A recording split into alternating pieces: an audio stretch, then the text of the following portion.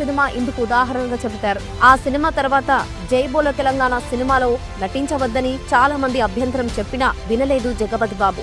ఈ టైంలో పరిస్థితి మరింత దిగజారడంతో చాలా మంది చిన్న చూపు చూడడం, కొంతమంది కనీస గౌరవం లేకుండా సినిమాలో చాలా అప్రధాన్యం ఉన్న క్యారెక్టర్లు ఇస్తామని చెప్పడంతో నొచ్చుకున్నారట జగపతి బాబు. క్యారెక్టర్ చిన్నదైనా చేసేందుకు సిద్ధంగా ఉన్నానని, అయితే క్యారెక్టర్ కి విలువ ఉండాలని చెప్పగా ఎవరు రాకపోవడంతో చివరికి సీరియల్స్ లో నటించేందుకు కూడా సిద్ధమయ్యారట జగపతి బాబు.